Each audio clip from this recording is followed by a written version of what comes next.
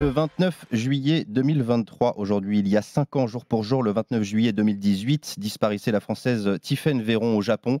Cette assistante scolaire de 36 ans, diplômée en histoire de l'art, débute un voyage au Japon et à partir du 29 juillet, donc, plus de nouvelles. Le 1er août, l'ambassade appelle le frère de Tiffaine Véron pour lui dire qu'elle a disparu. Le frère de Tiffaine Véron qui est avec nous ce matin. Bonjour Damien Véron. Bonjour. Votre sœur est toujours portée disparue 5 ans après. Où est-ce qu'on est l'enquête? C'est la première question et la plus évidente peut-être. Oui, alors c'est paradoxal, ça fait 5 ans que Tiffen a disparu et c'est maintenant que les choses vont enfin débuter. Nous, on s'est battus, pour faire en sorte que des choses soient menées. Mhm. Ça n'a pas été le cas, que ce soit au Japon et là, enfin, avec le fait que notre dossier maintenant a été transféré au pôle Cold Case, on peut enfin espérer, une enquête. Le cold case, c'est, rappelons-le, ce pôle judiciaire qui est dédié aux affaires non élucidées, c'est à Nanterre. Le dossier de votre sœur a été confié au pôle cold case de Nanterre en janvier dernier. C'est un tournant, véritable, dans cette affaire? Oui, vraiment un tournant puisque ça a été terrible pour nous. Une instruction a été ouverte à Poitiers, sauf que malgré, des éléments d'enquête à faire au Japon, il n'y a pas eu véritablement une instruction menée par le juge de Poitiers. Donc c'est terrible, on a failli, La juge de Poitiers qui était prête à presque refermer le dossier, hein, mais d'ailleurs. tout à fait et surtout elle a refusé de se déplacer au Japon après 2 commissions rogatoires internationales qui sont revenues vides. On s'est dit: «Un déplacement va permettre justement d'obtenir des choses concrètes». Il y a des choses qui n'ont pas été faites, il y a énormément d'éléments concernant la piste criminelle. On peut imaginer que Tiffen a été victime d'une agression dans sa chambre. Des traces de sang notamment découvertes dans sa chambre qui ont toujours pas été analysées. Mais exactement, tout à fait, vous avez raison. Du sang a été détecté au luminol. Effectivement, aucune analyse n'a été transmise. Donc on ne sait pas effectivement s'il y a eu des analyses complètes. Ce que vous espérez là, c'est le déplacement aussi d'un juge d'instruction, d'une juge d'instruction du cold case du pôle du cold case de Nanterre au Japon?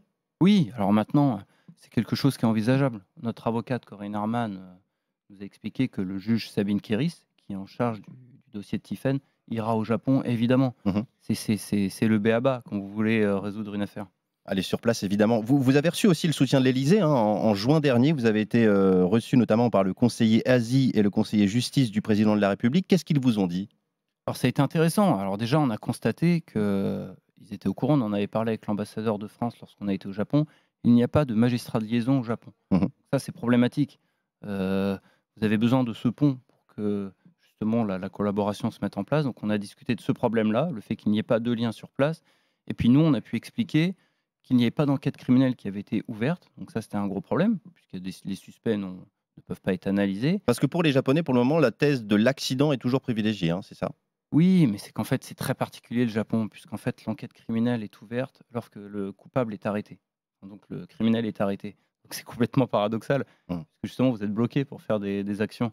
Donc on a bien expliqué ça, justement, lorsqu'on a été reçu à l'Élysée. Puis surtout, on a expliqué qu'il fallait une véritable coopération, puisqu'à chaque fois que les commissions rogatoires internationales sont revenues, elles étaient incomplètes. Et puis surtout, elles ne répondaient pas à toutes les questions concernant le volet criminel. Vous avez reçu, on l'entend, le soutien du président de la République. Vous avez aussi obtenu le soutien de l'ONU pour rouvrir une enquête mise en sommeil par la police locale. Qu'est-ce qui bloque aujourd'hui au Japon? Vous le disiez, c'est compliqué aussi, les méthodes d'enquête ne sont pas les mêmes. Qu'est-ce qui fait que ça bloque à ce point, au Japon? Mais déjà, il y a le choc culturel. Mmh. Les Japonais n'ont pas de juge d'instruction. Les enquêtes, ne sont menées de manière différente. En France, on en avait discuté à l'époque avec nos avocats, il y aurait eu une perquisition tout de suite de l'hôtel. Mmh. Il y aurait eu tout de suite des réquisitions auprès des opérateurs téléphoniques. Tout ça, ça n'a jamais été mené. Donc effectivement, il y a un choc, eux ne comprennent pas pourquoi on demande une enquête criminelle alors qu'elle est évidente. Elle est évidente aussi parce que l'ONU l'a demandé, donc ça a été effectivement un grand tournant. Parce que le fait que l'ONU le demande, finalement, les demandes sont similaires aux demandes qui ont été faites par la justice française. Donc en fait, les Japonais réalisent, Se rendre compte que oui. oui, et puis surtout l'opinion publique Mmh. au Japon et les médias japonais se disent: «Mais effectivement, si l'ONU le demande, c'est que ça doit être justifié». Très concrètement, qu'est-ce que vous demandez aujourd'hui, Damien Véron, pour, que l'enquête avance sur la disparition de votre sœur? C'est examiner l'hôtel déjà? C'est ça? Où elle a été vue pour la dernière fois? Travailler sur les suspects indirects aussi, parce qu'il y en a? Oui, c'est ça, vous avez alors effectivement les suspects directs en partant de l'hôtel. L'hôtelier explique que Tiffen, est parti à 10 heures, alors que avec son application Google, on voit qu'elle navigue jusqu'à 11h40.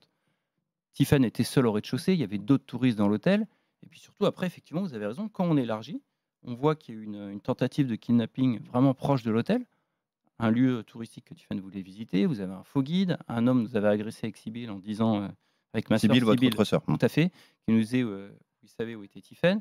Puis après, le pire, c'est que quand vous élargissez encore plus, il y a énormément de faits divers et de corps démembrés. Enfin, vraiment, c'est terrible. Il y a énormément de faits divers à Nico.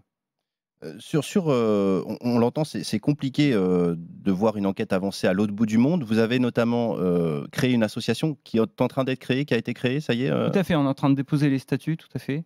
qui veut devenir une association d'intérêt général pour venir en aide aux familles françaises qui sont dans le même cas que vous finalement, qui sont concernées par une disparition à l'autre bout du monde.